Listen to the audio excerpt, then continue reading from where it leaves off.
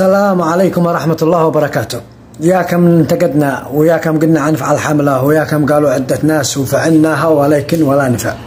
الجميع يشاهد وينظر للفيديوهات والمحتوى حق بعض الأكتوبر اليمنيين الذي ينشروهن في اليوتيوب، الذي قلت عليهم المشاهدة فرجعوا يطلعوا بنات في الفيديوهات ويمثلوا تمثيل لا يليق لا بوطننا ولا مجتمعنا.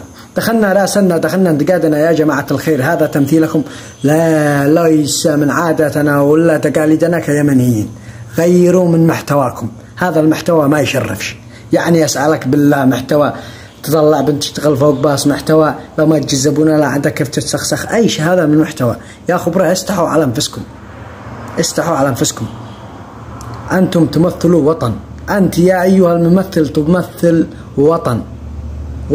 يعني أسألك بالله، البنت الصغيرة والكبيرة تتابعك، الطفل الصغير والرجال يتابعك. يعني أسألكم بالله بهذا محتواكم، بهذا قلة الحياة يعني والجراءة، تخرجوا جيل منفتح، تخرجوا جيل ولا بنات الحنبة بالبنات. يعني لما تنظر وتشاهد يا أخي طفلي ولا طفلك ولا أي واحد، تعلموا الجراءة، يتعلموا البذاءة، يتعلموا الانفتاح من كل شيء من صغرهم.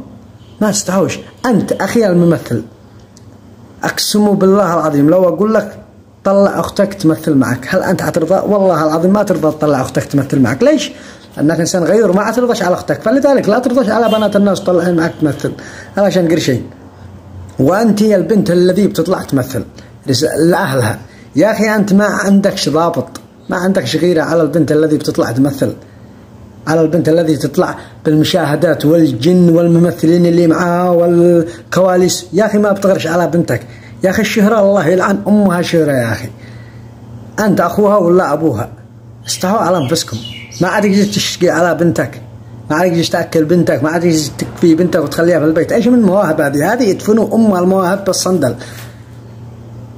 قعوا ناس، استحوا على أنفسكم. مثلوا بشيء يمثل وطننا، يمثل يمننا، يمثل عاداتنا وتقاليدنا كيمنيين. ليس احنا حق الانفتاح، وليس احنا حق هذه الشولحة ولا الشوترة ولا شيء داخل الفيديوهات والتبداع. انتم اكتوبر يمني، المفروض انكم تنشروا رسائل للشعب اليمني ليستوعب. اما هذه رسائلكم رسائل فارغة.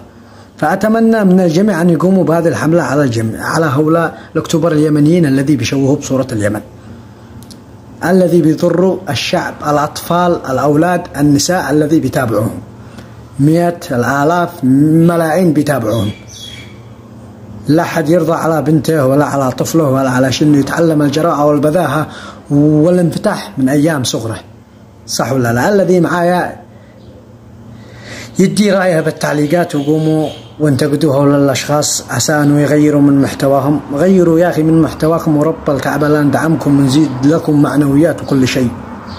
ولكن لما تظلوا هكذا، هذا شيء لا يشرفنا ولا يشرف يمننا ولا من عاداتنا ولا من تقاليدنا.